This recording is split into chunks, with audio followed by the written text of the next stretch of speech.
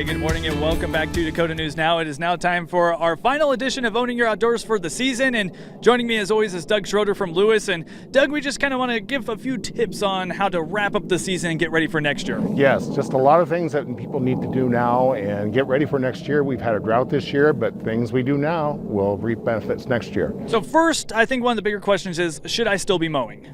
If your yard's gone dormant, no, leave it alone. If your yard's still green like this one, yes, start lowering the mower. You want to get some sun to the crown, so get the yard shorter. It's something I've done for years. It works. Also, the leaves blow off, so there's other benefits to it. But that is something you definitely want to do now. Like I say, dormant, leave it alone. So Thor, I hope you were paying attention to that one. And you mentioned leaves. Make sure that they're out of the yard. Yes, if you don't, you can actually suffocate grass. And also you can invite a lot of different funguses for next year. So you want to get that yard cleaned up, get the debris off of it, and let it go into winter clean. Clean, that's exactly right. And so now we're talking about grass seed. You're saying it's a good idea to overseed a little bit now. Yes, overseed, dormant seed.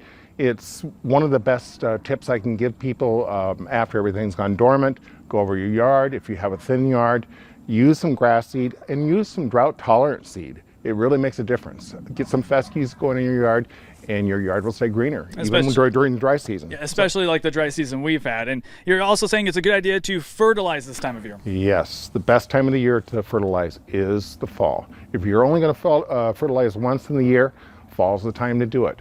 So make it really a priority. If you have not done it this year, get some fertilizer on in the fall. You'll have a greener yard in the spring. And we do have a chance for a little bit of rain, so it's always good to have that fertilizer down before the rains. Yes, definitely. And another tip is your hoses. Make sure they're detached from your house. Yes, now with the weather, we're going to be warm for a little bit, but it's time to start putting the hose away, get it off the house, and also your sprinkler systems. Start winterizing the sprinkler systems and get them ready for the cold weather ahead. Make sure you get those lines blown out. What about our potted containers? If you have pottery planters, it's a good idea to take the dirt off of them. I have some pottery back here, but take them out because with the freezing and thawing throughout the winter, they may crack, they'll break. So get the soil out of them and store them empty. That you'll have a better planter in the spring. Exactly, and we were mentioning leaves earlier, and you can't forget about your gutters and your downspouts. Once the trees have all fallen, get them cleaned out. You could have roof problems in the spring if it starts backing up. So great thing to do this time of year.